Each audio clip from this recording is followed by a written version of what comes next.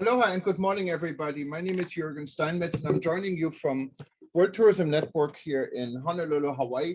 And we're not going to go very far this morning from my perspective because we're staying right here in Hawaii, and our discussion is about the relaunch and the current state of tourism in our state. For those of you that are joining us now on eTurbo News and on Hawaii News Online, live stream, meetings, aviation, wherever you hear us right now, and you wanted to be part of this discussion, also if you're on Facebook or LinkedIn, you can still do this. Simply go to worldtourismevents.com and you can find us and just register for the event so you can join our Zoom discussion. Otherwise, we're ready to start and you can stay tuned. I will introduce our key people and panel. As always, we're going to keep this very interactive. And this is an event for the World Tourism Network. For those of you that are listening to us that don't know what World Tourism Network is, World Tourism Network was started in March of 2020 on the sideline of a canceled ITB and in Berlin, Germany.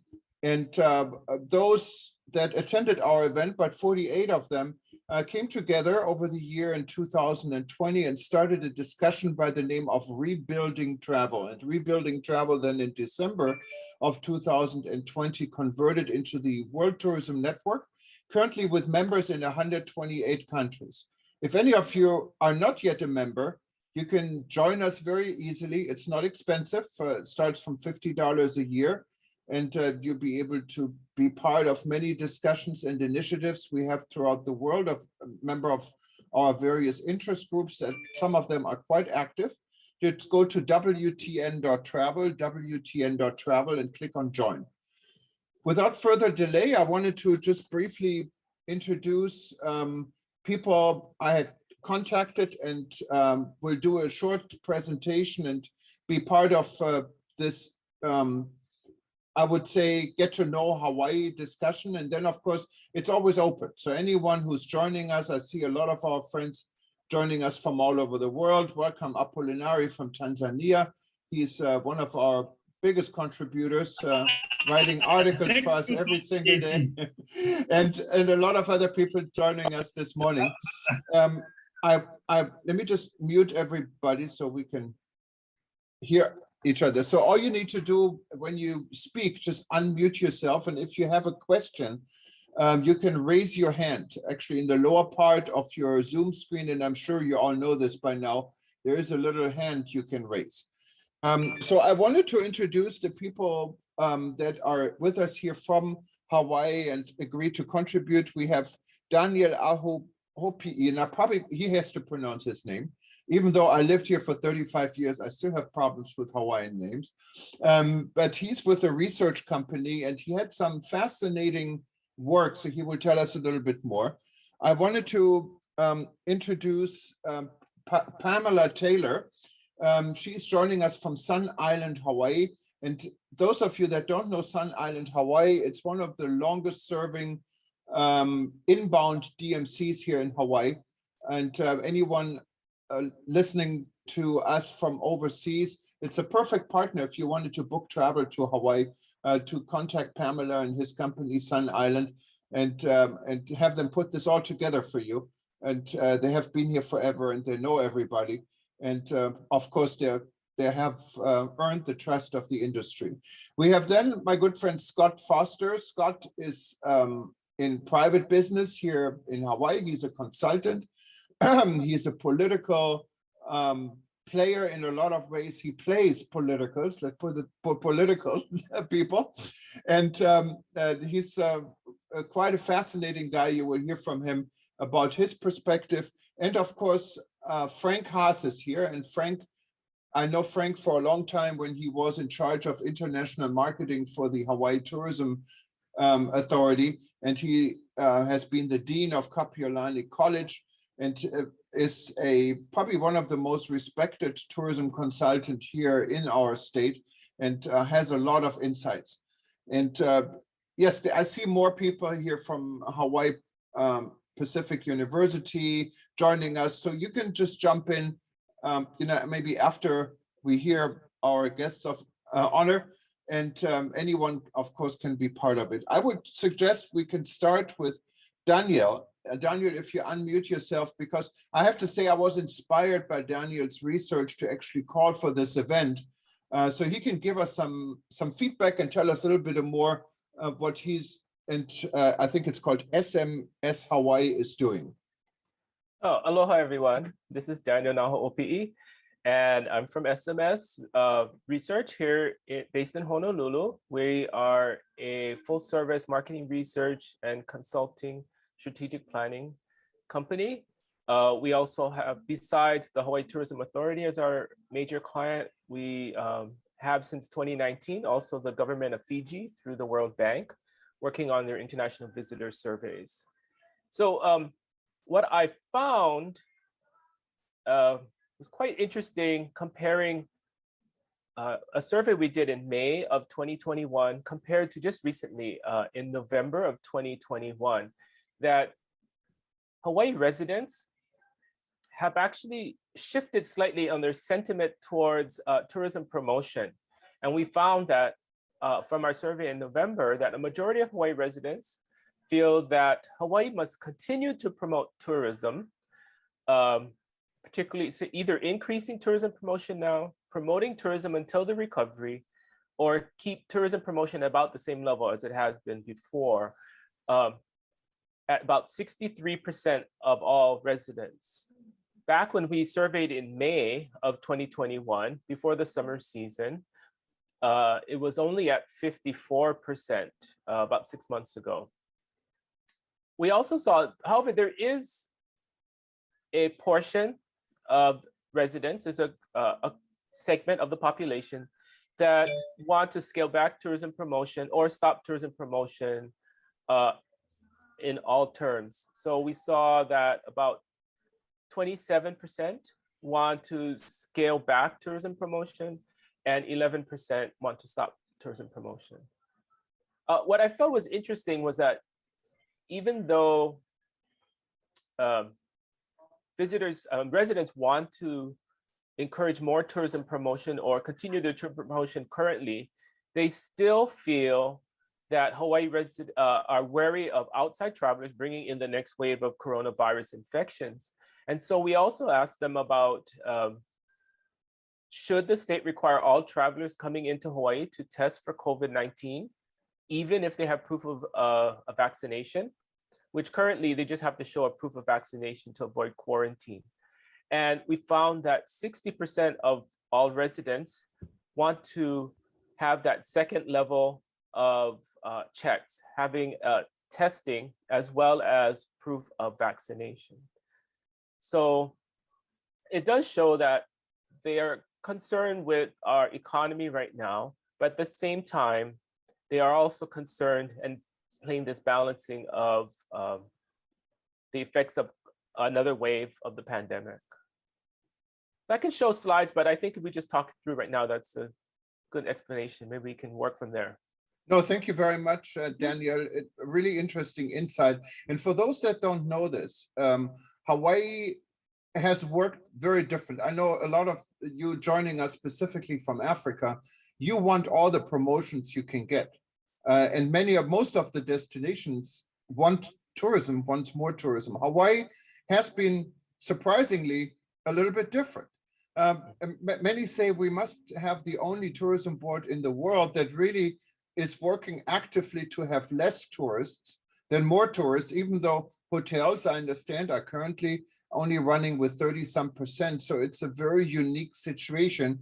And to make it even more controversial is, it looks like those that should have an interest in promoting tourism are not speaking up. I can tell you for this event, we tried to get people from Hyatt, from Marriott, and from Outrigger and some of the major hotel groups, and also not the some major hotel groups like Ilima, to be on this event, and they don't want to speak. We have tried to invite the Hawaii Tourism Authority to say something, specifically explain their new direction. I think Frank can probably give us some insight on this. And they don't want to be part of it. Even Hawaiian Airlines is scared. So, and then again, we're not living really we're living in a fairly free country. So people can actually voice their opinion. so all of this is quite different here in Hawaii and surprising. But this is a wonderful destination. I lived here for 35 years. I love every day I'm here. It's just stunning, beautiful here in Hawaii. We have so many things to see and to experience for tourism. And most of us, I think, here in the industry love visitors. And that's why we have something what's called the Aloha spirit, what no one else has, what sells on its own. Maybe we don't even have to promote Hawaii. And I would think, why don't we go, Pamela will give us more like from a practical input, but let's go to Frank and then to Scott after this, and then maybe Pamela, and then we can open for questions and see where this goes. But Frank, the floor is yours.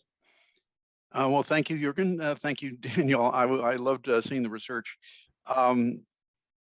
We're in interesting times in Hawaii. Things are very fluid, so I'm not surprised, Daniel, that we're seeing shifts in attitudes, and you're going to continue to see shifts in attitudes. It's an unstable environment out there.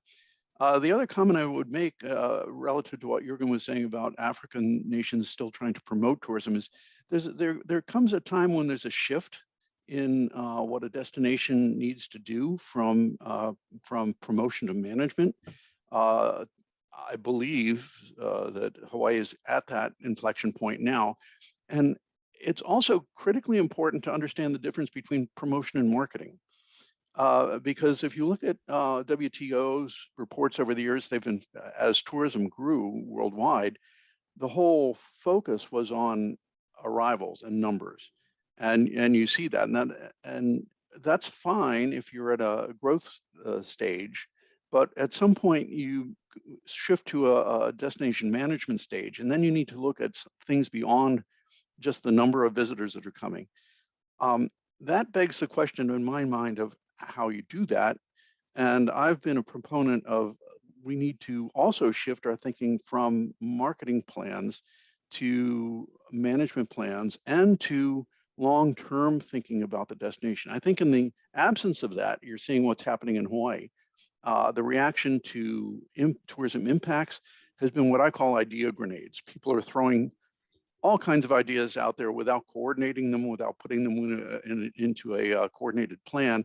Currently, we just raised the transit accommodations tax, that hotel tax, 3 points. That was done by a bill at the legislature that didn't even have hearings. So here we have the largest industry in the state, 17% of the economy before COVID, 20% of the employment, and we're making radical changes without really putting those changes in the context of a plan. And I truly believe that needs to stop. In addition to that, just coming out of frustrations, we're seeing other ideas thrown out: access fees, limitations, green fees, all kinds of ideas. And in and of themselves, they may be good, but once again, they should be coordinated, and we should think about that in marketing terms, not promotion terms. And marketing, the distinction between marketing and promotion is you talk about the brand and the product, and that's and I'll stop there and just say we need to recalibrate our thinking and understand where we are and where we need to go and how to get there through long-term planning. Thank you very much, Frank. Very good input, like always. Scott, what do you think? Oh my goodness. Of course, like so many of us who live in Hawaii, and I'm assuming that most of our out-of-state folks are aware of our water situation here in Honolulu. That's is a nightmare for us, and I don't think there's been a lot said about it, but now we have our congressional people weighing in. Maybe I'll leave it at that. That's been my main concern because I'm working with a number of community groups and day and night here in the islands to try to deal with this Red Hill water situation. Jürgen, maybe you want to background that a little bit for our folks. Yes, yeah, I don't think everyone knows about the water situation here in Hawaii. First of all, we have, I think Hawaii is known to have some of the cleanest drinking water in the world. And unfortunately, because of an incident, what includes the US Navy, a tank that with used for gas, for petrol for military aircraft in Hawaii at a military air base has been leaking into drinking water tanks. So that in a nutshell, I think it's what's going on. So that of course is a big concern for those people that are affected. And there are, I think right now, I don't know how many people are affected on the island of Oahu, mostly people that live in that are associated with the military. But the fear is that this will spread into our groundwater, of course, what would be a disaster. It's not there yet, and we're all hoping the military has the resources to repair this fast enough. But that's a whole different problem we have, besides seeing how we develop the tourism industry. But I think Pamela from Sun Island, Hawaii, I said, is a DMC, is an inbound agency. She's in business to promote tourism. So I would assume, Pamela, you love to have tourists here, because the more tourists you get and the higher spending tourists you get, the better your business Sun Island is doing. So maybe you can give us a little bit background from your perspective, how things are, how do you expect things to be when it comes to the travel industry. Please unmute yourself too.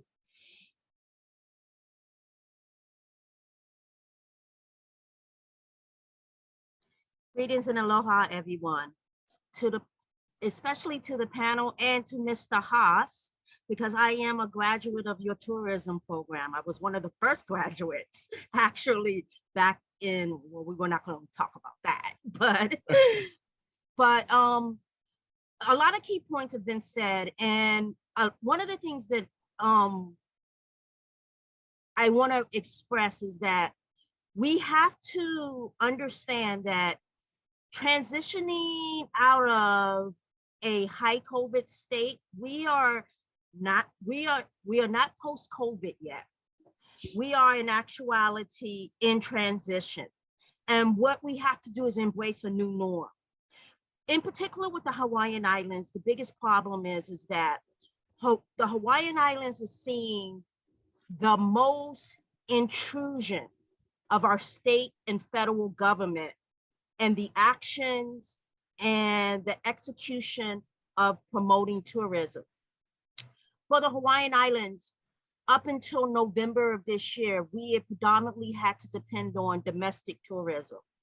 Historically, a lot of people don't understand this, that about 20 years ago, Hawaii Tourism Authority very excellently, and with much excellence, I like to say, executed a new model where they embraced international tourism more so than domestic tourism.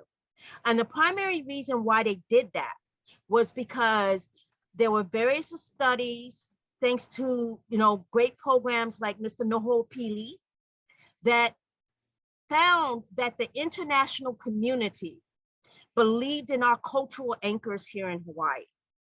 Here at Sun Islands, Hawaii, we've been in business. We're a family-owned business that's been in operation 43 years. Why do we survive?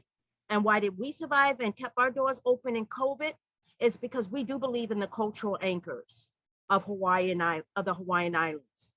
And free flowing and free thinking with that, it was important for everybody to understand that the world in general, and it was more present to us in this past year when we were quarantined, that responsibility, global eco responsibility to the planet plays a very serious factor for the Hawaii, not only the Hawaiian Islands, but all destinations. In particular here in Hawaii, it's very important that we have very responsible tourists and guests who come to our hali. Our hali in Hawaiian means our home. A lot of things that people don't realize is that the cultural anchor and the very foundation of the existence of hospitality was birthed here in the Hawaiians. We have very serious cultural anchors as far as Ho'okipa hospitality, Lalima cooperation. these are the things that we believe that in bringing tourists here, we're going to let you be in our Holly. We want you to take care of it. We want you to be responsible, and not only be responsible, we're going to take care of you. That is the whole aspect of as far as tourism. With the intervention of the state and federal governments with the Hawaiian Islands as far as tourism, it's created a weird dynamic, because our vendors who are responsible for the beautiful excursions, our hotel accommodations, and it's probably one of the reasons to the panel and to the group why the hotels and Hawaii tourism are not apt to come into a platform and a forum like this, because we live in a precarious time where we're at the mercy of a state government who has executive power and authority to rewrite the script on a moment's notice. So they cannot speak on things where we can speak in absolutes. There are no bona fides right now in Hawaii tourism. And with that being said, that becomes very problematic. Just as right now, we are open to 80, 100% capacity, depending on the levels of the hotels, tours, and excursions. If our numbers peak to a certain point, there may be an emergency proclamation where a lot of businesses, a lot of tours and excursions, and a moment notice have to shut down. For Hawaii, tourism has become a pivot, and you got to be ready to be on a pivot, to pivot at a moment's notice. As DMCs, DMO operators, bringing people here, especially the international community, which is what Sun Islands specialize in, we've had to incorporate a whole different series of wheel sets and incorporate a lot of knowledge to educate the international community coming here. We're facing issues of it's taking them twice as long to get here than it did originally, to accommodate certain COVID mandates to enter the islands. We have had to educate them, and tour operators and travel agents have had to make accommodations and make sure that they extend accommodations and get their timing correctly so that they get the necessary credentials to come into the Hawaiian Islands. Otherwise, they face, be it if they come in to Kona, Maui, or Oahu, being quarantined if their credentials isn't correct. The reason why it's been very, very important, and I have to stress this, as from the business aspect of tourism, it's frustrating, but to be Aina and to live and my family generationally, culturally anchored from Waimea, Hawaii, it's important to understand the historical precedents that diseases and the outside world bring to Hawaii. That is a part of our history. So we're trying, the preservation is that we take care of our elders here in Hawaii. And in taking care of, and we take care of our family. Everybody is a ohana. We don't leave anybody behind. We believe in taking care of each other. So the responsibility is to protect what is the defenseless. And a lot of the way that our state and federal government has tried to impose these rules and protocols for COVID. And it's on us to have due diligence to navigate it. And that's what we're trying to do right now. We're trying to find our way. It's something that's not going to happen overnight. We've instituted tools and protocols, and a lot of it has to do with dialogue, having beautiful platforms like this that is supplied by World Destination Travel to support our government, our family who live with us here in the islands, and our extended family who we want you to come home and visit because you're missed, especially the European community. But it's a dialogue, and it's going to be trial by error because things are uncertain until we, not only as the Hawaiian community, but as a world, can come together on a platform on how we can work together to be responsible about this pandemic that is ravaging us on a global level. And Pamela, I'm sorry. There's going to be trial and error. No, Pamela, you summarized, I think, the challenges quite correctly. For those that don't know, Hawaii has been extra diligent, I think, and protective through the entire COVID situation. Even though we're one of the 50 states in the United States, things have been different here. In order to get to Hawaii, of course, you have to go on a 5.5-hour flight from the US West Coast. So we're kind of located, it's probably the most remote island in the world, I think, between the US mainland and Asia and Japan. So we can pretty much control who's coming in and going out. And with requirements like having to be tested before you get here. Now recently it changed that when you're vaccinated, you can come in without being tested. And if you don't have a test or a valid test, you had to go to 10 days of quarantine. I remember when I got back from Mexico in May, I had to go to 10 days quarantine, even though I was tested, but Hawaii was so strict and only really accepted tests from the United States, not from Mexico, where I came in. So we have been very careful. But if you look, we're all connected in the world. So if you look at the current numbers, they are quite high again, and like they're everywhere, like they're in Europe. I see the numbers, Wolfgang, correct me if I'm incorrect, but I see the numbers from Germany, and I follow them with big concern. And it's similar in Hawaii. Our numbers are going up, and unfortunately also our death rate has not been as low as it was at times when we completely shut down. Now it looks like the community, not only in Hawaii, globally has become more immune.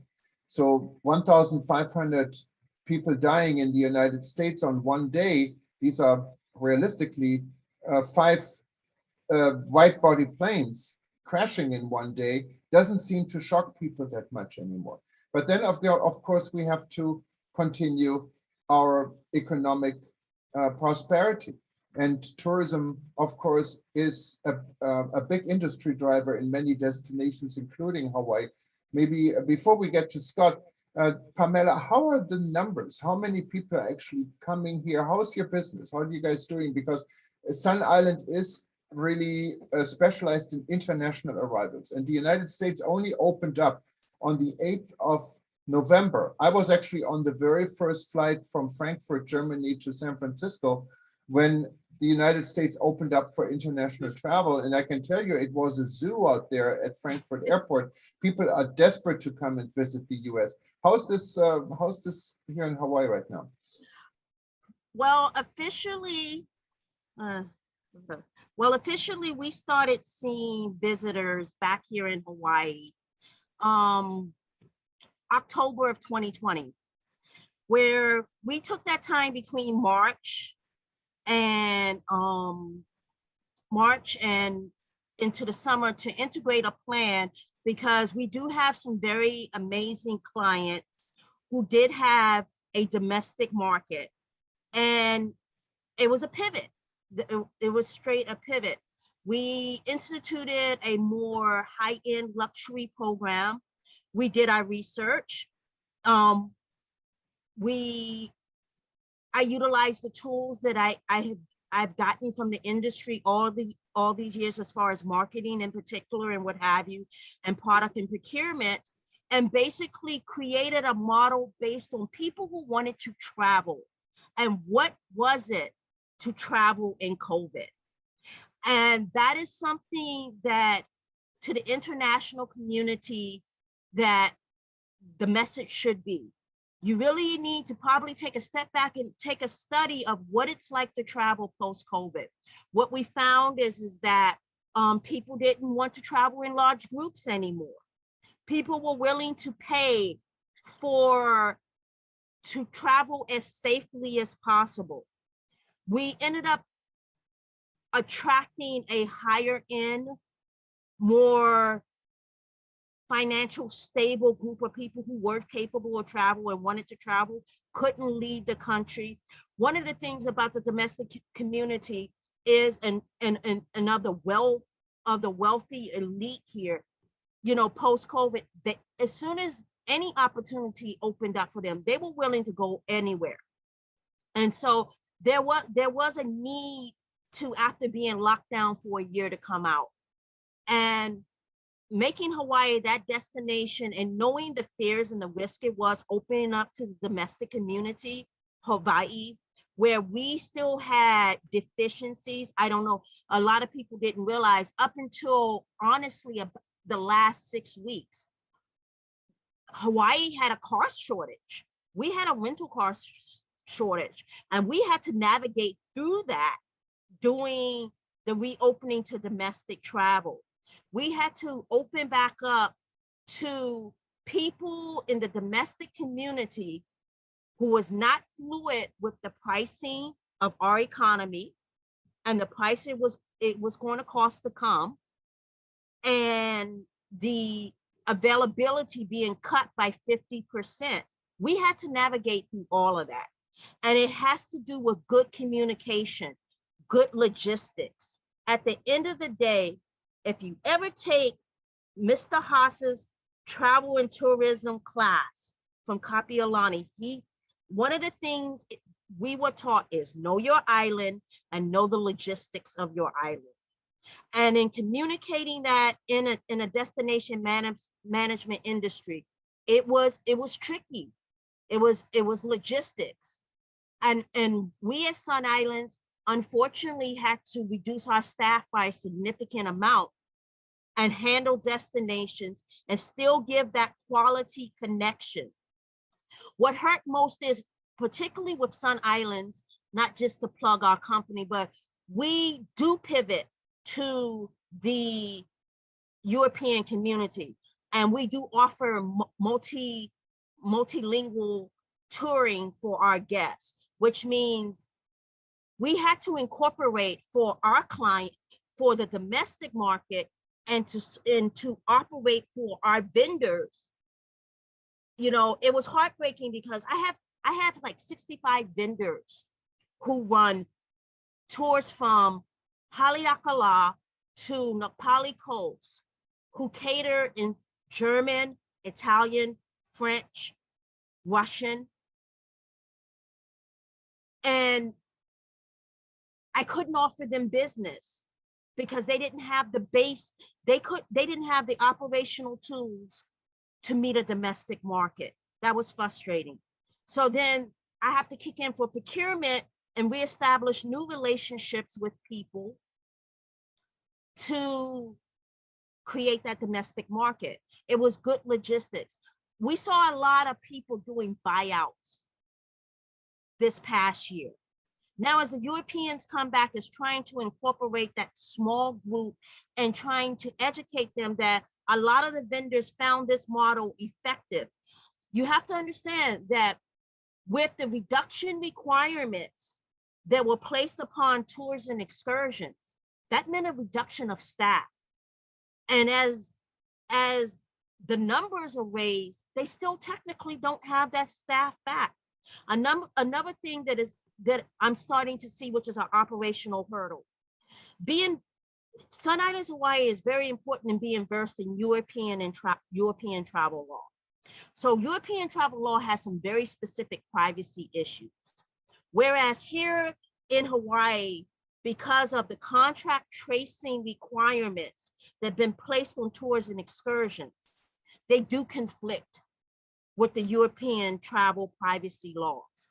So it's become very problematic because it's hard to navigate as Europe comes back to make them understand it's not business as usual. It's not there's a new norm. So it's hard dealing with the European community who's not very upfront about giving us personal information of the guest. And it isn't about a proprietary thing. It is because these vendors, especially certain group excursions such as luau's here, such a small group as far as boating tours, certain tours are required to have as much documented information so that our state health facilities can contract trace in case there is a breakout or an infection. And it's trying to get the European community to understand, we need you to go to your government and make your government and your magistrates understand. We want you here, but we have to find common ground and how we can travel, receive you safely, and you can travel here safely. No, thank you, Pamela. A good input. And yes, I know of a lot of people, and we hear about a lot of people that hotels are understaffed, even with low occupancy. It's sometimes hard to handle the low occupancy they have to manage because people during the time when we were locked down were looking for other opportunities, left the island. And this is probably not a unique problem only in Hawaii, probably also for many other destinations.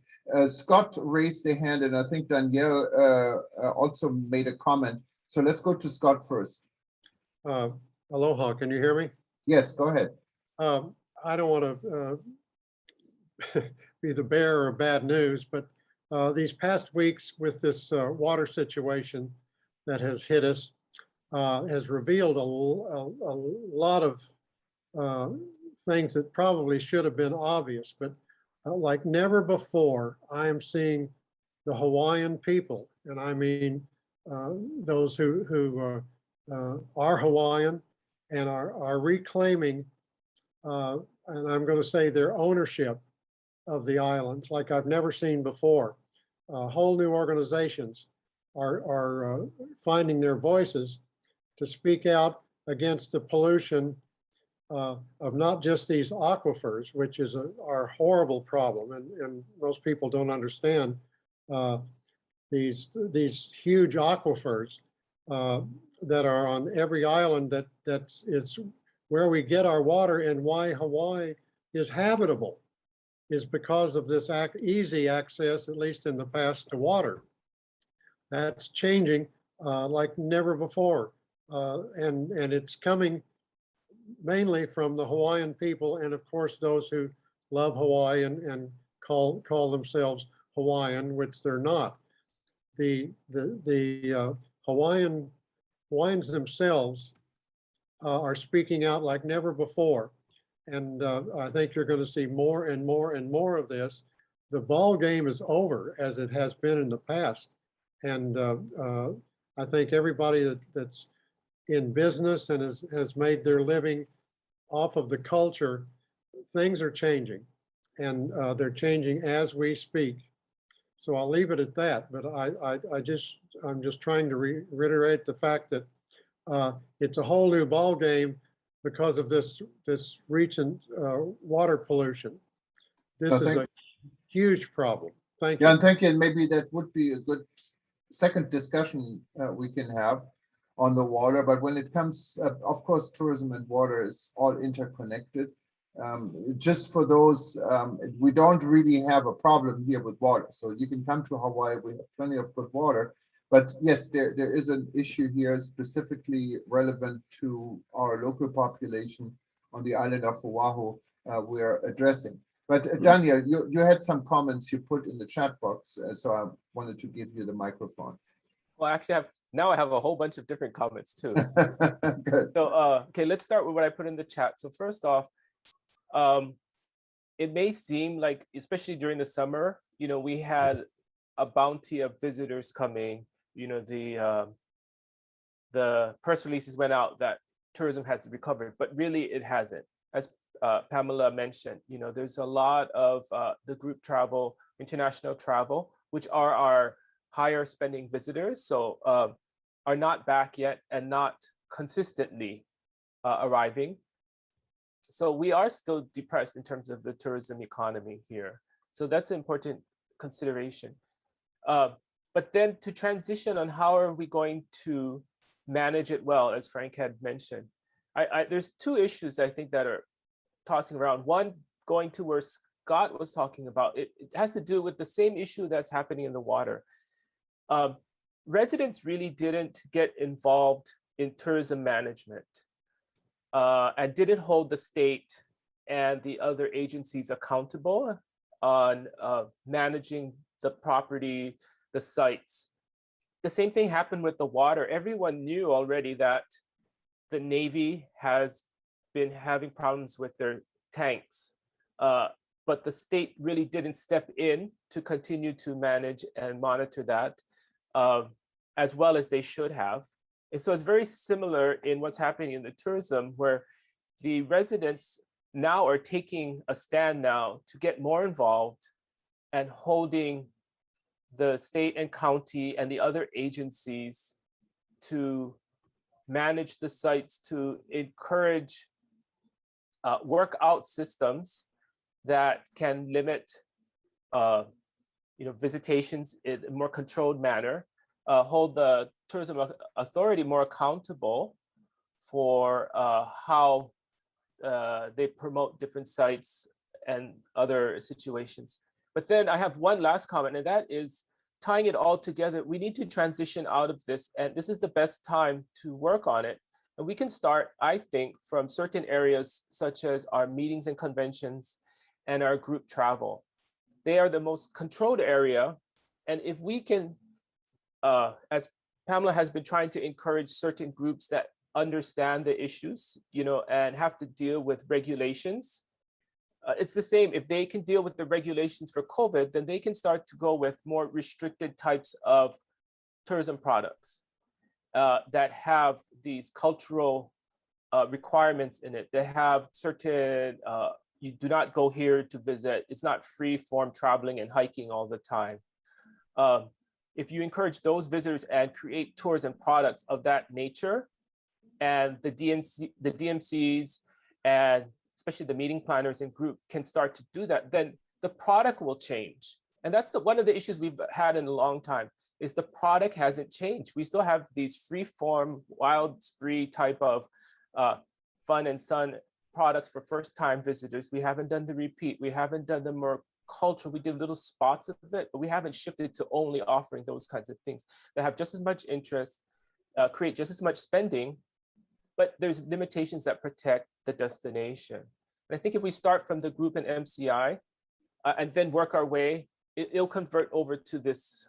And I know Frank maybe think that's kind of an interesting way of taking it, but I think at least we can work on it. And the MCI contract is up for bid right now. So MCI promotion contract's up for bid. So this is a good time. I hope those people that are applying for that meetings and conventions contract are thinking in these terms.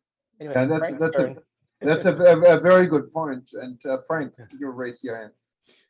I did, because there are so many good comments here. But first of all, thank you, Pamela. It's always good to see a student who is in a position of actually doing some of the things that we learned in class. So thank you for that. Daniel, you're right on.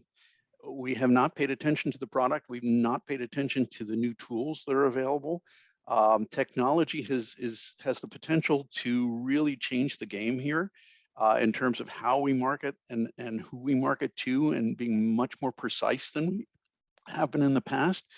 But the other, and I'll just make some quick comments so we can open this up for other people, but the other object lesson here for everybody, even those countries who are still in the development stage, is pay attention to management early. We have seen these issues coming down the road. And ignored them, basically. I will just say that I was involved in several strategic plans for the Hawaii Tourism Authority, and one of them was back in 2005, which was now, 15 years ago. We identified 9 things that had to happen, not just marketing, but 9 things that need to happen: Hawaiian cultural preservation and promotion, natural resources, good research, long-range planning.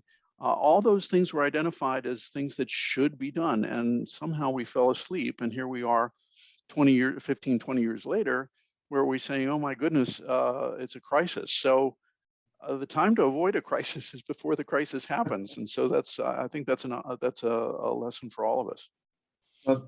Absolutely. Let's get to Pamela and then we open up for other questions. I know one, Anita asked if you can still swim in the ocean and she can drink bottled water. It's not that bad yet. So it's not really affecting ocean water at all. It's a different issue what comes to drinking water in one part of the island of Oahu, a part actually what is not related to tourism. It's a military area right now. And we just hope it's not going to spread into the drinking water, but there is no danger from what I understand, what involves ocean water and Waikiki Beach and all our clean waters you have at beaches where you can go and enjoy. So don't worry about this. And our bottled water, I always buy local water. It's actually one of the healthiest and best water you can get. You don't really have to buy water from Fiji and from Norway. No need. Our water is great. But Pamela, go ahead. Okay, so a lot of things. Frank, as always, like all those points that he just told you, he makes sure is in his curriculum 110%. You graduate his program, you know it. Daniel, you're totally on point. In addressing the water, Scott, I want to give you an issue. It's not just that. People need to understand that there was a series of powder kegs that totally blew up. Let me talk story 1 minute to you guys.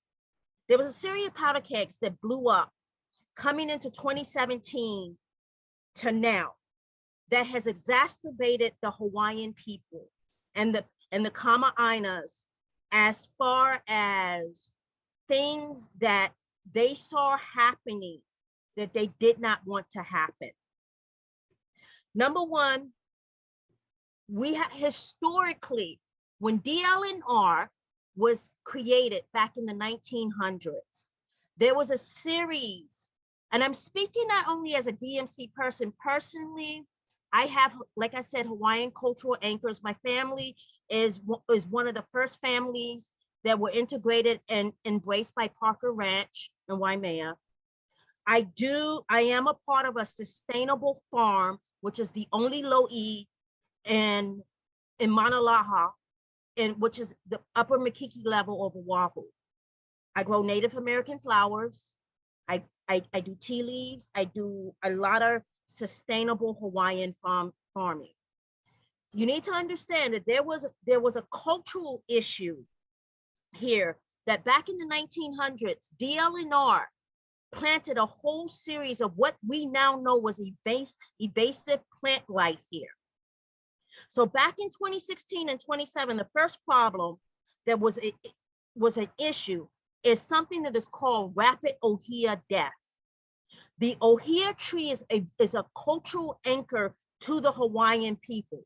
We already lost a very spiritual, cultural commodity in sandalwood. Ohia is very important to the Hawaiian people for spirituality, rituals, artifacts, and things that they make. To see the Ohia tree dying and not feeling that the state and the federal government was doing anything about it was a problem. This had a lot to do with our cultural wildlife being affected. This is where responsible tourism had to come in. And it was charged to the responsible tourism agencies to make sure as your guests come enjoy the islands, they enjoy responsible, not cross-contaminating areas, only going where they're allowed, only going to see what they needed to see and do what they wanted to do. These were lack of responsibilities that the Hawaiian people and the local people here to preserve the island saw that was not happening. Ergo, companies and agencies and industries and businesses were coming here and were not taking into account of how important the land is to the people. Here, the Hawaiian term for land is called the Aina. The Aina is very important to the people here in Hawaii. And if you don't take care of the Aina, it's considered kapu. And that's where they wanted to see that responsibility. COVID happened, the land got to rest and heal, but still during that time, because we were so focused on COVID and keeping our numbers down, things were not taken care of and things were not addressed. Then we opened up to the tourist community, the domestic market. And I must say, you know, in a level of transparency, the most professional way I can say it is that the domestic was not kind coming back to Hawaii. They were not kind. In particular, something that was very, very near and dear to my heart that affected me greatly, that in Maui this summer, one of the most oldest known petroglyphs to the Hawaiian Islands was disgraced by graffiti of tourists. And they had the audacity to film it on social media. Other things that we had was domestic people who came and disgraced our royal families, statues and monuments by putting paraphernalia to their mouths and filming it like it was funny. We had people destroying local monuments and, you know, and just no respect.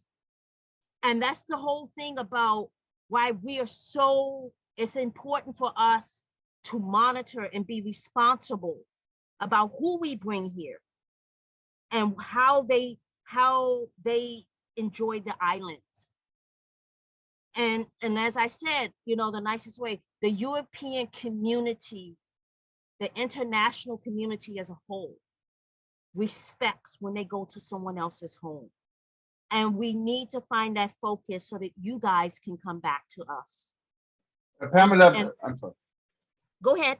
No, I said it's very good point. But since we're running a little bit short on time, it's fascinating what you're saying, and it's true. It's probably not only true for Hawaii; it's true for many other destinations. I'm wondering if anyone has a question or comment. Please raise your hand. Otherwise, I'm going to put a couple of people on the spot here. I wanted to put on the spot Wolfgang Hoffmann in Düsseldorf, and I explained who he is, and also Professor Snesana in Serbia. But please raise your hand and we're going to give you the microphone. Professor Snesana in Serbia is leading our educational interest group for World Tourism Network, and she's always been a good part of our events for the last year. And when it comes to educating tourists about destinations before they travel, wouldn't that be something what organizations like, for instance, the World Tourism Organization and others should focus on to make tourism better? And I'm not specifically just talking about Hawaii, but also in general, Professor. What do you think? Good evening, everyone. I was listening this discussion, which is excellent. And education of destination is very important, especially when tourists are going to long destinations, I mean faraway destination, where the culture and is completely different, when way of living is different, and especially nowadays when we have this problem with COVID, we have to inform our tourists what to expect. So I think that World Travel Network should have a special education packages for different destinations, and then we have to work together, because a destination changed in this last 2 years. Tourists change in these last 2 years because life changed completely, and many people are saying that it's a new reality, but I don't like it really. Although, for example, here in Serbia, we had our domestic tourism, we had the booming of domestic tourism. 10 times more domestic tourists are traveling around the country, and it happened in each country. But I could see even in domestic people, Serbian people, they do not know destinations in Serbia. So it is very important to educate tourists about destination, what they will see there, how they can get there and such a things. For example, Hawaii is a very interesting destination for tourists in Serbia because Serbian people like to travel a lot. And we really travel all around the world, and many people are going to United States and especially to Hawaii. But nowadays, when I ask them, would you like to travel to Hawaii, for example, they said yes, but we are scared because we don't know what is going on. When we go to the airport here in Belgrade, Nikola Tesla Airport, until we come to Hawaii. We don't know when we change the plane what is going on at that airport, what is going on in the next airport and such a thing. So destination, not only about education, sorry, not only about destinations, but also how to get there is very important. Yeah, and that's definitely, Professor, that is a big discussion, I think. Yes, it many is should have, discussion. because we don't know what happens in changing airports, international airports, and even within a country like the United States can be a challenge because you don't know what would happen if you go to another state. So you definitely have a point. And the education, maybe it's something what tour operators should be encouraged of providing. Like, for instance, Sun Island, we can have Pamela respond to it maybe after we get to Wolfgang. How maybe a DMC could provide some of these informations to their clients, what are tour operators and travel agencies in other countries or domestically. So before their tourists come here, they have a knowledge about customs and sensibility and so forth. But thank you very much, Professor. The reason I wanted to add Wolfgang, Wolfgang is in Düsseldorf, my former, or my hometown still. I was born in Düsseldorf, so I'm a member of the Skull Club, and Wolfgang is leading the Skull Club in Düsseldorf. And Pamela was talking about privacy laws in Europe. Help us to understand, Wolfgang, about these privacy concerns. I am not living in Germany now for the last 35 or more years. I even have a little bit of an issue. I said, come on, I mean, what's the big deal having my picture on Facebook? So there seems to be a cultural divide between Europe and the US altogether. What are your comments in regards to Pamela's concern in regards to privacy laws between Europe and the US? Well, I think it's a fairly big issue. The Europeans have the feeling that Big Brother USA wants to grab all the information they can get and store it somewhere, somehow.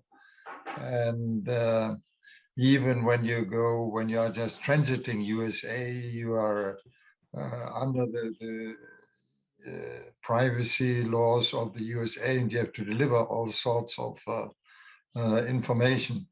It is a big issue. It's to some extent, I fully agree, it's exaggerated because everyone is giving so much information voluntarily on social networks, and suddenly they become very kinky once it is a official organization behind it. So exaggerating from the European point of view, exaggerating information collected might prevent some Europeans traveling to these countries where they collect too much data. When I was traveling to the Dominican Republic 4 weeks ago, we just came back. We just had to fill an arrival. When everyone agrees that you have to deliver your contact information so that once there is a spread of the virus, they have your data, where you are from, your telephone number, your email address, so they can contact you and follow up where you are and inform you. But even within Germany, our Corona app, which should allow tracing Corona infections, was because of privacy laws could not fulfill the job, because the guardians of the privacy, they prevented some useful data to be collected, which was not good for following up infections in the Corona. So they are quite kinky once it's an official organization who is collecting these data. Yeah. And that is definitely a little bit different, I think, from what we're used here, better or worse. But Pamela has a comment on this. Pamela, go ahead. You please unmute yourself. Okay. So basically, you know, to answer the professor, she brought a valid point. And that was one of the things that we had to do as far as pivoting. We had to supply and seek resources and knowledge to supply to the travel partners and to our inbound clients the information. So basically, not only are we supplying you resources, we're supplying you information. We work around the clock to try to stay up on all the changes as far as rules, regulations, and what have you, and we're educating you. Another thing that we did do, and Daniel, is that, you know, because I went from being educated as a tour operator all the way to now in the destination management and being a manager and a direct manager of procurement and operations, I created my own tours. I sat down with vendors. You know, I can't use you here, but I've created a product that is going to allow you to operate this product. We sit down with the cost, we sit down with everything. Clients happy, responsible tourism, and what have you. I instituted a lot of products because the reason why it's a pivot. You got to supply something, but you got to supply something safe. You got to do those balances. We at Sun Islands had to do that. And that's why we survived during COVID. And I feel that, you know, I upheld. To me, my kumu always teach me. My ka'u and my kumu teach me. Kuleana is everything here. Kuleana in Hawaiian means responsibility. We have a responsibility to these islands. We as in tourism have to be more responsible. And it's so sad because, like I was reading in the comments about the fact that, you know, a lot of agencies did not survive. You know, a lot of us here in Hawaii, you think that you would think that DMCs, DMOs, and travel agency compete with each other. No, we don't. We understand, we get it. We're in this together. Only together can we have tourism to survive. Whereas we have to be willing to supply the knowledge to the European community, to the DMOs, the DMCs over in Europe, and make sure that they give that information down to the agent. So when that traveler reaches to that agent, she knows she's supported all the way back to Hawaii when she's trying to sell a vacation here. And that is what we do. It takes a lot of work, takes a lot of logistics. But as something that my father and mother always told me, if you're doing what you love, it's not work. Because I want our guests to be safe, and I want my Ohana here to be safe. I want my Aina to be safe. And Pamela, again, this is, you kind of summarized, I think, the concern all of us who live in Hawaii have. We all want to be safe. We want our visitors to be safe. We want to be safe. And I think this is probably the same everywhere in the world these days. And Hawaii is a special place, and we have special circumstances. And I think we touched a lot of this in today's discussion. So if anyone, we're coming to the end of this session, if anyone wanted to add something to it, please do. In the meantime, I'd like to welcome our good friend and supporter. She leads our Balkan chapter and is actually in charge of tourism in the Republic of Montenegro, Alexandra Gardarcevic. I just wanted to recognize you and maybe give us a few words. How are things in Montenegro right now?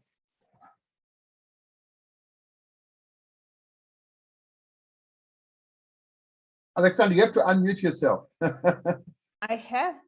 There we Can you go. hear me? Yes, we can hear you. Okay. Okay, good. Good evening to Jürgen, good evening to everybody. First of all, I apologize for being so late. I just arrived home after 12 hours long working day, so I'm exhausted, but I really had to see you guys and just to greet you. I'm so sorry that I missed the meeting, but I will make sure that I listen to the recording version, because I'm really looking forward to hear what you guys have been talking about. The situation in Montenegro is, I would say, okay. I just, for example, had a meeting with the minister and top management, because the strategy of tourism strategy of Montenegro is up to be finished, up to be done. And we had so long, like 5 hours long meeting on this topic, because I am preparing that strategy with my team. And we were kind of, we have been questioned and asked a trillion questions from the minister's sides and, and other stuff. And I survived, and it looks that we are on the good way, on the right way. So as I said, I will listen to this meeting, and thank you so much for giving me a chance to greet you all. And I'm really looking forward for the next one, so I can join the discussion in real time. Thank you. It's always great, Alexander, to have you here. You. You've been a great supporter. Thank you so much. And we're going to definitely do another session on Montenegro. But I think, how many people you have living in Montenegro? It's a fairly small country, right? It's a really small country. It's 600,000 people. See, we're about twice the size in Hawaii. So we're both small, but we're not a country, unfortunately. So yeah. Well, you are not the country. We are the country, but we are calling Montenegro an island, because due to quite bad infrastructure, the best way to reach Montenegro is via airplanes. So we are an island like you guys in Hawaii are. So not many benefit of that being on the land, if I may say so. Thank you, Alexander, and also thank you so much. Thank you. And for everyone here, I don't see anyone raising or having any additional question. There's a little bit on the chat box, but why don't we just do a short round, like 1 minute, for each of you who have been on the panel, to summarize and give us your thoughts on what we discussed and the way forward. Maybe we can start with Daniel again and go around. Is that okay? Okay, so I think what I wanted to cover today was that it's important to listen to the residents in the development of this destination management, that residents are part of the destination, and the impacts of the community are important to consider in promotion. They do support tourism as long as it's managed well. So I think it's not to be afraid of residents, but integrate them into the decision-making process. Thank you, Daniel, and thanks for your participation. Pamela, 1 minute. Please unmute yourself. I think that it's said best. I'm reading the comments in the chat. Education and training. We have to all talk to each other. Cultural anchor here is talk story. Get the community involved, like Daniel says. DMO, travel agencies, travel destination people, HTA. We all need community things need to be made as a community decision, and we educate each other and put each other on the same page. And then we can, as one family, can move forward to bringing tourism back to where it needs to recover. Thank you, Pamela. Scott. Yes, thank you. I certainly appreciate this opportunity and speaking to almost a world audience. I'm a little intimidated. I guess I'm going to beat the same drum about the problems that Hawaii is facing, and before other cities, countries get into this same sort of situation, everyone's got to preserve their natural resources, and Hawaii has failed to do that badly. And again, I don't want to beat the same drum, but that's kind of where we are in Hawaii. We have major crises here on Oahu, which is the most populous island in Hawaii, and that's what we're dealing with. So thank you for bearing with me as I beat that same drum. Aloha to all. Thank you, Scott. And the famous last word come from Frank. 2 quick points. First of all, to underscore what Daniel said, we need to embrace the notion that the whole purpose of tourism is to benefit the people in the place. If it doesn't do that, what's the point? So the planning, the thinking, the structure of the brand, the structure of the product, all has to flow from that. And the second point I'll make, and this is perhaps a subject for another session, Jürgen, is the world has changed in terms of our capabilities and what tools we have. So I've embraced this idea of smart tourism. Cities have been managing congestion and managing stresses by applying technology. Tourism has been late to the game. And I think we need to look at how to use the tools that are at our disposal to make tourism truly regenerative. Thank you so much, Scott and Frank and Pamela and Daniel and everyone else who's attending. I see Mario in Italy, I didn't mention him, is joining us from Roma. We should have a session on Italy sometimes, and Apollinari in Tanzania and wherever else you're joining us today. And this is really what World Tourism Network is about. You should join our community in 128 countries. And also we can look to have events like this for your own region, for your own subject, and join the discussion globally on issues that are important to travel and tourism. Simply go to WTN.travel. Those that are listening to us now on eTopo News, this will be repeated a number of times on our homepage and all our article pages. And after this, just go to our YouTube channel, Vimeo channel, or live stream, and you can always go back and listen to what and watch what we discussed today. From Honolulu, Hawaii, I can only also add my aloha and mahalo to everyone who is attending and who was attending, and hope we see you again soon, and hope we see you here in our beautiful state. The tourism is open and people are coming here. And if you need help to plan your trip, you should talk to Pamela. I'm sure she can help to set this all up for you. Again, thank you very much, and hope to see you guys soon. I'm going to put everyone on the screen so we can all wave to each other and say goodbye.